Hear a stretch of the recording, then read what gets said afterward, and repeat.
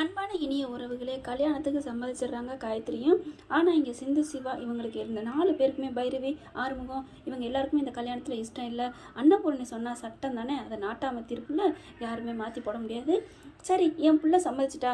மகாவும் கெஞ்சி ஐஸ் வச்சு பேசிட்டால, என் தம்பியை உன் பொண்ணுக்கு கட்டுவோம், நம்ம காயத்ரி கூட இங்கேயே இருப்பாக்கா, அப்படிக்கா இப்படிக்கான்னு சொல்லுறதுனால என்ன பண்ணுறாங்க, சரின்னு சொல்லிடுறாங்க. காயத்ரிட்ட போயிட்டு உங்கள் அம்மா பாவம், அவளுக்கா நீ சம்மதம் சொல்லுன்னு சொல்லவும் அம்மாவுக்காக சம்மதம் சொல்லிடுறாங்க. ரொம்ப சந்தோஷம் தாங்கலை இசைக்கு. இந்த விஷயம் கேள்விப்பட்டு அதிர்ச்சி ஆயிடுறாங்க 4 பேருமே. எப்படி வேண்டாம் வேண்டான்னு எவ்வளோ சொல்கிறாங்க. அண்ணா புரிஞ்சுட்டு, இங்கே பாரு சிவா, இங்கே பாரு ஆரம்பம், நான் சொல்கிறத கேளுங்க. என் பிள்ளை எத்தனை வாட்டி தான் இந்த மாதிரி மாலையும் கழுத்தமாக ஏறி ஏறி நிற்பா.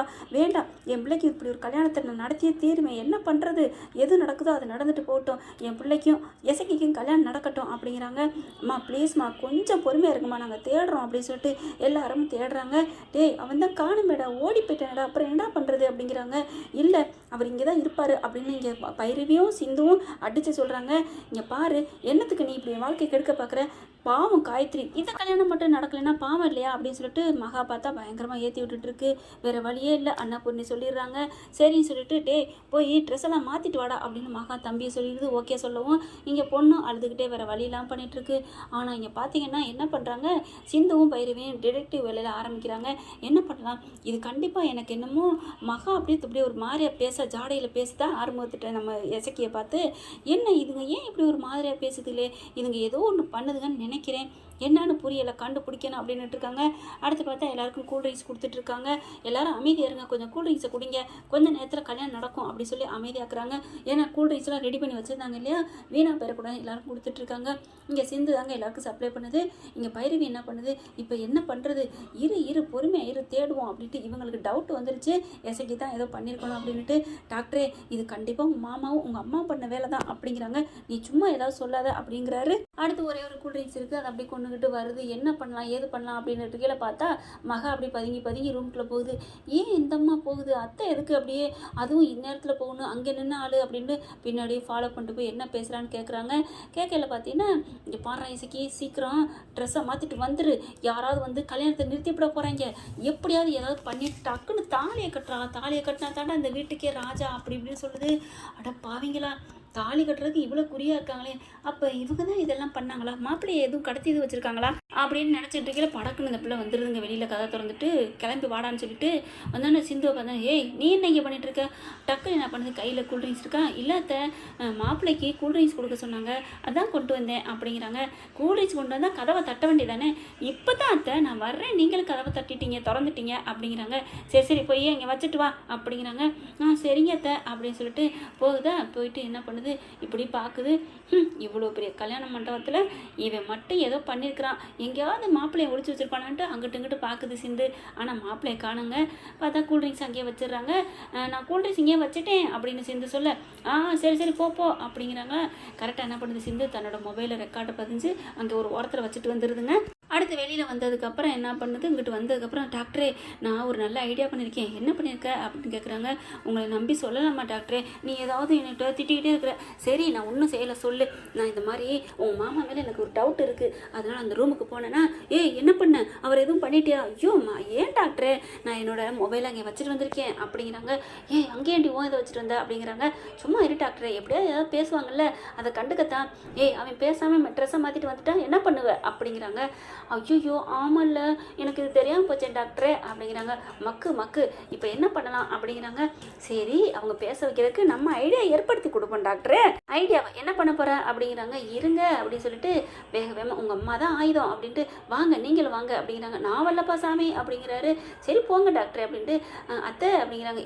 என்னடி, நான் கூல்ட்ரிங்க்ஸாக கொடுத்துட்டேன் அப்படிங்கிறாங்க. கொடுத்துட்டே அப்புறம் நான் வேலையை பார்த்துட்டு போடி அப்படின்னு சொல்லிட்டு, நான் என் மருமகிட்ட பேசிகிட்டு இருக்கேன், மருமகிட்ட பேசுங்க இல்லைங்கள, ஆனால் உங்ககிட்ட ஒன்று சொல்லணும் அப்படின்னு சொல்லிட்டு தனியாக கூப்பிட்றாங்க. என்னடி அப்படின்னு ஒரு 2 ஸ்டெப்பு பின்னாடி போய், என்ன இப்போ உனக்கு என்ன வேணும் அப்படிங்கிறாங்க. அத்தை, நான் கூல்ட்ரிங்க்ஸ் கொடுக்க போனதுனால ஒரு ரகசியம் கண்டுபிடிச்சேன் அப்படிங்கிறாங்க. என்னது ரகசியமாக, எல்லாம் தெரிஞ்சு போச்சு, என்ன நடக்க போகுதுங்கிறதுக்கு இன்னும் கொஞ்சம் நேரத்தில் போலீஸ் வரும் அப்படின்ட்டு, எனக்கு அதுக்கு மேலே தான் தெரியும், நான் வர்றேன், எல்லா ரகசியமும் எங்களுக்கு தெரிஞ்சு போச்சுல அப்படின்னு சிந்து சொல்லிட்டு போக அப்படி தூக்கி வாரி போடுது. ஐயோ இவ என்னத்தை கண்டுபிடிச்சிருப்பா, ஒன்றும் புரியலையே அப்படின்னு வேகமாக போகுதுங்க. போயிட்டு போய் கதவை தட்டுது. டேய் என்னடா பண்ணுற, சீக்கிரம் வாடா. அக்கா இந்த வந்துட்டேக்கா அப்படின்னு சொல்லிட்டு, என்னக்கா அப்படிங்கிற ட்ரெஸ் மாற்ற வேணாமா. டேய் என்னடா பண்ண நீ பாத்ரூமில் அப்படிங்கிற. நான் பாத்ரூமுக்கு குளிச்சேன் பண்ணேன், என்ன நான் ஒன்றும் பண்ணலையாக்கா, ஏக்கா திடீர்னு கேட்குற. டேய் அவள் சிந்து இங்கே வந்திருக்காடா. ஆமாம் கூல்ட்ரிங்க்ஸ் வச்சுட்டு போனா, இங்கே எதுவும் ரகசியத்தை கண்டுபிடிச்சிட்டாலாம்டா.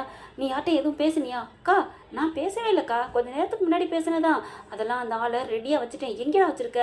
அதெல்லாம் நம்ம வச்சுருக்கேன்க்கா, நீ ஏக்கா கவலைப்படுற, பயப்படாதக்கா. அட எங்கே வச்சு தொலைச்சிருக்க, அவங்க எதுவும் தேடிக்கிடி போயிருக்க போகிறாங்க, அவள் ஏதோ கண்டுபிடிச்சேன்னு சொல்கிறா. அக்கா அவன் சும்மா ஏதோ போட்டு வாங்கியிருக்காக்கா, நான் அவனை எங்கே வேணாலும் ஊர் உலகத்தில் போய் தேடிடுவாங்க, ஆனால் தேடாத இடத்துல கொண்டு வச்சுருக்கேன்க்கா. எங்கேடா வச்சுருக்க. எல்லாம் அந்த சிந்துவோட வீடு தான்க்கா. என்னடா சொல்கிற. ஆமாம் எது வேணாலும் பண்ணிக்கலாம்ல, பழி போட்டுக்கலாம். இவங்க சிந்து அப்படின்னு கடத்தினான்னு கூட சொல்லிக்கலாம். டே அவன் கடத்தினான்னு எப்படா நம்புவாங்களா. அட கண்டுபிடிக்காத வரைக்கும், கண்டுபிடிச்சிட்டா அவங்க அப்பா மேலே பழி போடுவான், கண்டுபிடிக்கலன்னா அதுக்கப்புறம் எங்கேயாவது காடு மாற்றிக்கலாம். கல்யாணம் முடியிற வரைக்கும் தான் அக்கா, அதுக்கு முன்னாடி தேடுறோம்னா ஏதாவது கண்டுபிடிச்சிட்டா. ஆனால் யாருமே சிந்து வீட்டுக்கு போக மாட்டாங்கல்ல, அதனால தான் அவங்க தனியாக கூடன்னு மாதிரி வச்சுருக்காங்கல்ல, அந்த ரூமில் கொண்டு போய் போட்டு வச்சுருக்கோம், நீ பயப்படாதக்கா அப்படின்னு எல்லாத்தையும் சொல்லி முடிக்கிறாங்க. சரி சீக்கிரம் வாடா அப்படின்னு சொல்லிட்டு, வா நீ இங்கே இருக்கக்கூடாது, அவள் என்ன கண்டுபிடிச்சா ஒன்றும் புரியலையேன்னு சொல்லிட்டு மாப்பிள்ளைய வேகமாக கூட்டிகிட்டு போகுதுங்க. மகா நீ சீக்கிரம் தாலி கட்டுறா, ஐயர் வேதம் ஓதுற வரைக்கும் நிற்காத அப்படின்னு படபடப்பாக இருக்குது. பார்க்குறாங்க இவங்க 2 பேரும் வெளில வந்த, டாக்டரே வா டாக்டரே அப்படின்னு ரூம்குள்ளே வேகமாக இழுத்துக்கிட்டு ஓடுது.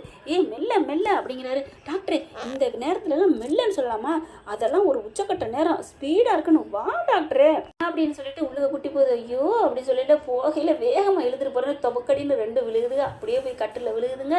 ஐயோ அம்மா அப்படிங்கிறாரு.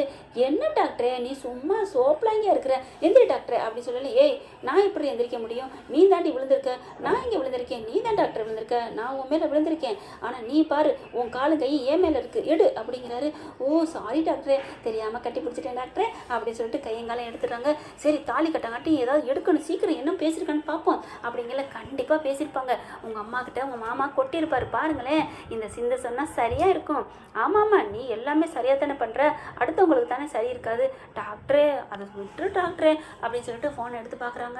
பார்த்தா கரெக்டாக இவங்க 2 பேரும் மகா உள்ளுக்க வர்றதும் தம்பியை கூப்பிட்டு வச்சு பேசுகிறதும் தெளிவாக இருக்குது. அப்படியே தூக்கி வாரி போடுது. பட்டக்குன்னு சிந்துவை பிடிச்சி இழுக்கிறாரு. எங்கே டாக்டரே வா நீ அப்படி சொல்லிட்டு கூட்டிகிட்டு வேகமாக கிளம்புறாங்க. ஆர்வத்தை போய் ஆர்வம் நீ வரியா இல்லை இங்கே இருக்கியா, என்னடா அப்படிங்கிற இந்த மாதிரி விவரத்தை சொல்ல, இம்படு பண்ணியிருக்காங்களா அப்படின்னு சொல்லிட்டு, வா உன்னை நீ ஒத்தையா போக முடியாது அப்படின்னு சொல்லிட்டு கிளம்புறாங்க. பைரவி உடனே எங்கே போகிறீங்க அப்படிங்கிற. டே என்னோட பைரவி ஜான்சி ராணிடா, அதனால் நான் அவளையும் கூட்டிகிட்டு போவோம் அப்படின்னு சொல்லிட்டு 4 பேர் ஓடுறாங்க. போயிட்டு பார்த்தா கரெக்டாக சிந்து வீட்டுக்கு போயிட்டு, சிந்து வீட்டில் தாங்க உள்ளுக்க கட்டி போட்டிருக்காங்க. அட பாவீங்களா, என்னமோ சொல்லுவாங்க எங்கே வர எடுத்து எங்கள் கண்ணில் குத்துன மாதிரி இப்படி பண்ணி வச்சிட்டாங்களேன்னு சொல்லிட்டு பார்க்கல. அங்கே 4 பேர் பார்த்துட்றாங்க. பார்த்துட்டு எங்கடா போகிறீங்கன்னு சொல்லிக்கிட்டு இருக்கல, அடித்து போட்டுட்டு அப்படியே அலைக்கா தூக்கிட்டு வேகமாக வர்றாங்க. பார்த்தா அவ்வளோ ஒரு வெறியில் கோவத்தை வந்துட்டு இருக்காங்க. மாமனாருக்கு ஃபோன் பண்ணுறாரு சிவா. மாமா இந்த கல்யாணத்தை நடத்த விட்றாதீங்க, தாலி கட்ட விட்றாதீங்க, நிறுத்தி வைங்க. என்ன மாப்பிள்ளை சொல்கிறீங்க. அட மாப்பிள்ளையோட வந்துட்டுருக்கான் அப்படியா அப்படிங்கல. எல்லாரும் கொஞ்சம் அமைதியாக இருங்க அப்படிங்கிறாங்க. ஏன் தாலி கட்ட போனதுக்கு என்ன அப்படிங்கிறாங்க. தாலி கட்ட வேணாம் அப்படிங்கிறாங்க. சம்மந்தி தங்கச்சிமா தாலியெல்லாம் கட்ட வேணாம் அப்படிங்கல. அன்னபூர்ணி ஏன்னே அப்படிங்கிறாங்க. மாப்பிள்ளை செலியன்னு வந்துட்டுருக்காரு. என்னது செலியன்னு வந்துட்டுருக்காரு. ஆமாம் எங்கே இருந்தார் அதெல்லாம் தெரியாதுமா, மாப்பிள்ளை ஃபோன் பண்ணார் வந்துக்கிட்டு இருக்காங்களாம். அப்படியே மகாவும் எசக்கியும் அப்படியே ஒரு மாதிரி ஆகுது. என்னது வந்துட்டு இருக்கானா, ஓடி போனவேனா எதுக்கு கூட்டியாந்து, அந்த கோலையெல்லாம் நமக்கு வேண்டாம், நம்ம காயத்ரிக்கு என் தம்பி மாதிரி வீரன்னு கல்யாணம் நடக்கணும், நீ தாலியை கட்டுறா தாலி அப்படிங்கிற நில்லு அப்படின்னு சொல்லிட்டு திட்டிடுறாங்க. என்ன நீ நினச்சிட்டு இருக்க, இங்கே பாருமா, இங்கே பாரு மகா பேச்சை கேட்காத அன்னபூர்ணி அப்படின்னு சொல்லிட்டு. அண்ணே நான் கேட்பேனே, உன் பேச்சை கேட்குறேனே, வரட்டும் அவன் என் பிள்ளைங்க வரட்டும், என் பிள்ளைங்க இல்லாமல் எப்படி தான் தாலி கட்டுறது அப்படிங்கல. அப்படியே இசைக்கு பார்க்குறாரு. அக்கா டே நீ கட்டுறா அப்படிங்கல. அவங்க 4 பேர் வாசலுக்கு வர, இவன் டபக்குன்னு என்ன பண்ணுறான், தாலி எடுத்து கட்ட போகிறான் காயத்ரிக்கு. அன்னபூர்ணி என்ன பண்ணுது, ஓங்கி ஒரு அறா கொடுக்குதுங்க. என்னடா பொறுன்னு சொன்னால் கேட்க மாட்டேங்கிறேன்னு சொல்லல. தாலி அப்படியே பறந்து போகுது. அதை அப்படியே கச்சக்குன்னு கேட்சப் பண்ணுறாங்க. சிந்து கேட்சப் பண்ணிவிட்டு மாப்பிள்ளை கையில் கொடுக்குறாங்க. வாங்க அப்படின்னு சொல்லிட்டு வேகமாக ஓடியாராங்க. என்னாச்சு முகூர்த்த நேரம் முடிய போகுது, தாலியை கட்டிட்டு அப்புறம் பேசுவோம் அப்படிங்கிறாங்க. நீ எங்கே மாப்பிள்ளை போனீங்க. ஐயோ எல்லாம் தெரியும், யாரோ கடத்திருக்காங்க அத்தை, இவராக ஓடி போகல போதுமா அப்படிங்கிறாங்க. அப்போ தான் காயத்ரிக்கு ரொம்ப சந்தோஷம். இங்கே பாரு காயத்ரி, நான் உன்னை விட்டுட்டு போக மாட்டேன் காயத்ரி, யாரோ என்னை வந்து கடத்திட்டு போயிட்டாங்க காயத்ரி அப்படிங்கிறாங்க. அதுக்கப்புறம் உட்கார வச்சு தாலி கட்டுறாங்களா. தாலி கட்டி முடிச்சாங்க. யார் கடத்தினது அப்படிங்கல.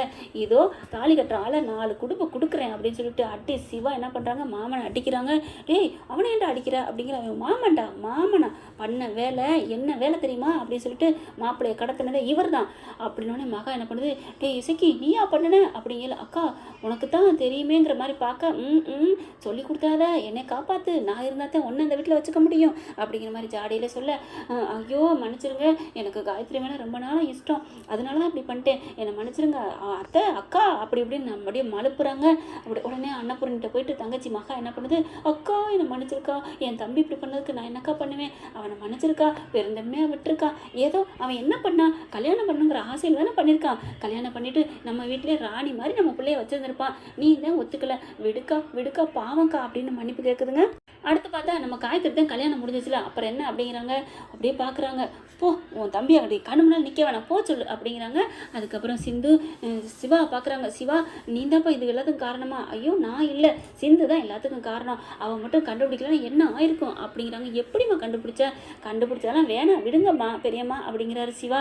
அப்படியே மகா பார்க்குது, அடியே சிந்து குள்ளச்சி இதுக்கும் நீ தான் காரணமா, உனக்கு இருக்குடி அப்படின்னு முணுமுணுத்துட்டு போகுது. ஓகே ஃப்ரெண்ட் பார்க்கலாம், இப்படி தான் போகலாம். இந்த பற்றி உங்களுக்கு பிடிச்சிருந்துச்சு, நாங்கள் பொண்ணான கையில் ஒரு லைக்கை போட்டு சப்ஸ்கிரைப் பண்ணிடுங்க. Thank you friends.